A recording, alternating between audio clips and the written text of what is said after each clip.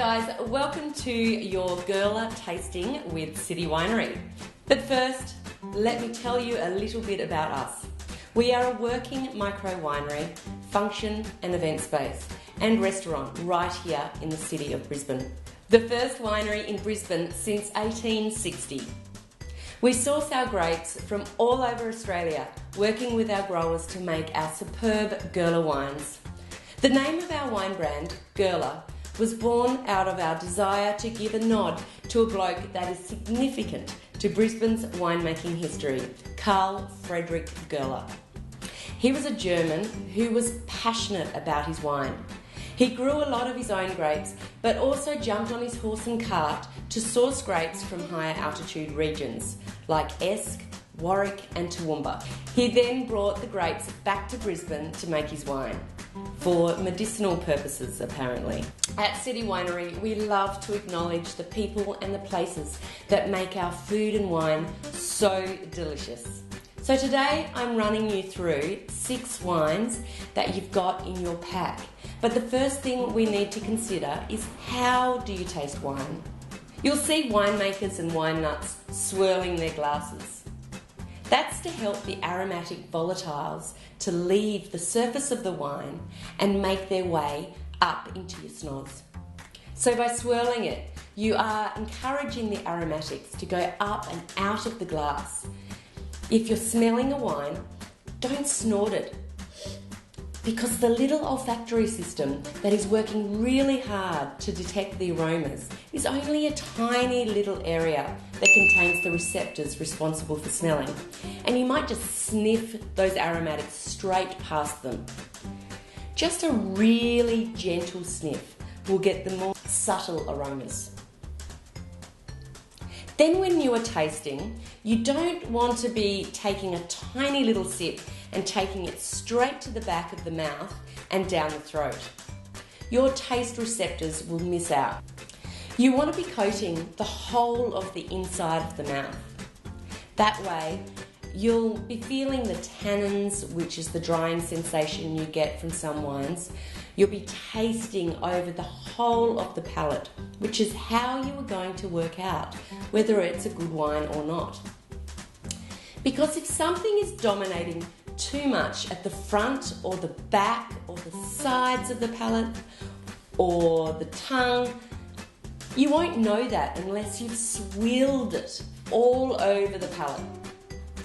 So what you do is you take a decent sized sip,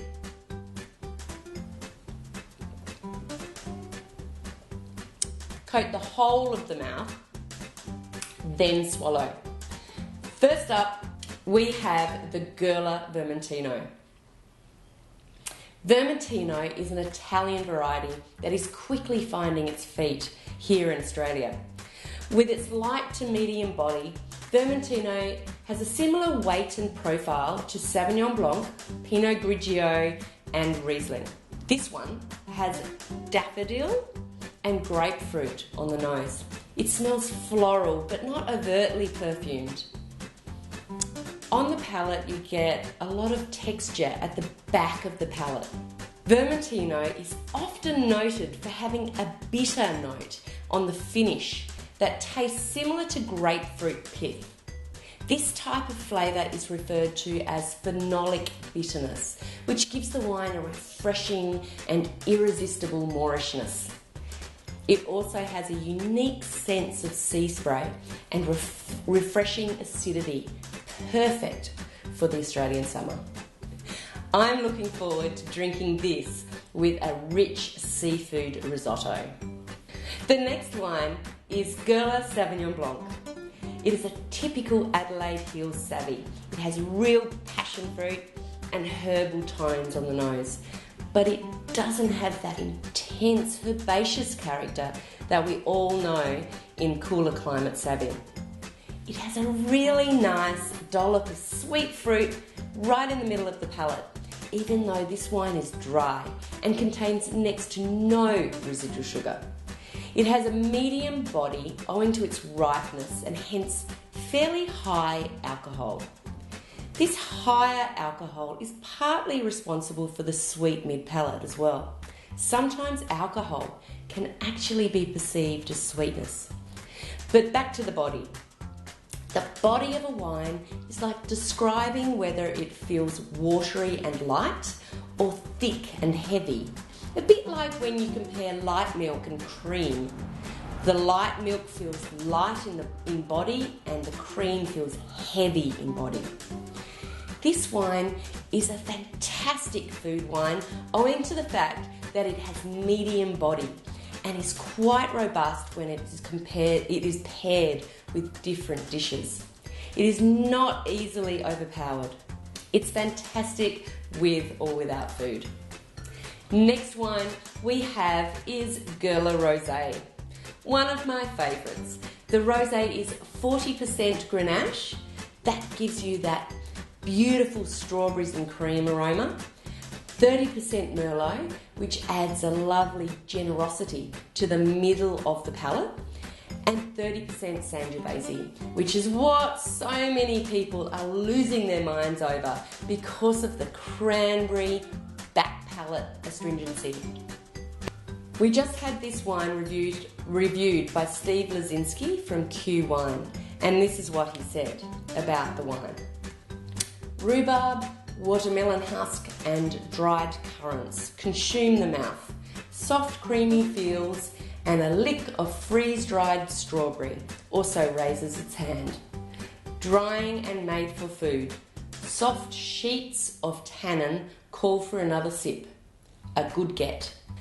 I thought it was interesting that he mentions that the soft sheets of tannin call for another sip.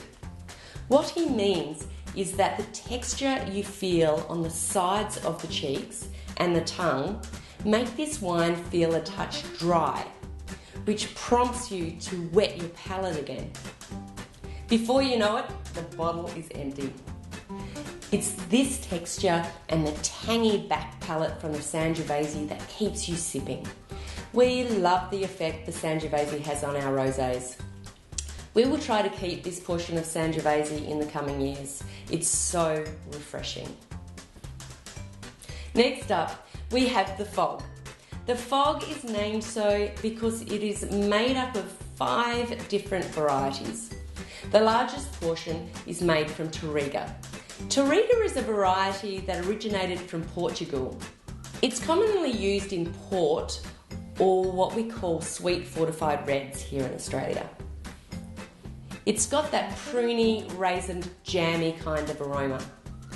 You would think that those aromas were coming from overripe fruit, but this was not overripe. It is simply the attributes of the Touriga. The other large portion of this blend is a variety called Montepulciano, an Italian variety.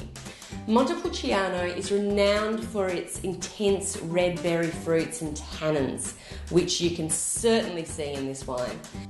Then, adding to the hodgepodge of varieties in this blend, you have just a little bit of Grenache, a little bit of Pinot, and a little bit of Tempranillo.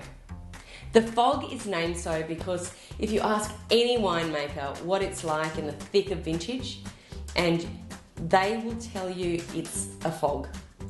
You do really crazy hours and not getting as much sleep as you should. And during this time, when 5 varieties were all ripening and being picked at once, it was a lot like a fog for poor Dave, our winemaker. This one's a really soft, complex wine because it's got pruniness but also red berry fruits. It's quite pretty and floral, and then it has lots of tannins, but quite soft tannins. So this wine goes with most foods. Up next is the Grenache Mataro. This is one of my favourite labels. This is when Dave was having to live in a tent when we were renting space in a Stanthorpe winery, and there wasn't enough in the budget for accommodation. So the tent it was. Grenache Mataro is a very, very popular blend in Southern Rhone, and that's what we were inspired by. This is a multi-vintage, which means it's made up of 80% 2018 Grenache and 20% 2019 Mataro. So this is drinking really well at the moment. It's really soft and generous with notes of licorice and chocolate on the palate. Mataro is a variety that seems to age quite quickly, and it is likely to be responsible for the licorice and coffee aromas. It has plum sauce, cherry flavours on the palate. The palate is really plush and round, but this makes it dangerously slurpable. Last but not least is our Gerler Barossa Valley Shiraz. The vineyard is called Rocky Vale, owned by David and Vanessa Rockford. The vineyard itself is really sandy, resulting in concentrated fruit and tannins. As the sandy soil doesn't have much water retaining capacity, the vines produce grapes with small berries, and with small berries you get a high ratio of skins to juice. The more skins, the more tannin and colour. So this wine has great colour and great tannin, and when you first smell it, you get the typical Shiraz aromas of blackberry and tobacco leaf. I can pick up a bit of cigar box and vanilla from the oak we've used too. While on the palate, it has such finesse, blackberries and black olive flavours. It's not the run-of-the-mill, overripe Shiraz that you can pick up at any bottle shop. It has these lovely, plentiful, soft tannins that coat the cheeks and are tightly coiled on the tongue. The acid balance on this wine makes it refreshing as well as opulent and plush. I think this might be my new favourite. So if you've liked this experience, this wine tasting experience, please share it and tell your friends, and I really hope you enjoy the rest of your wines.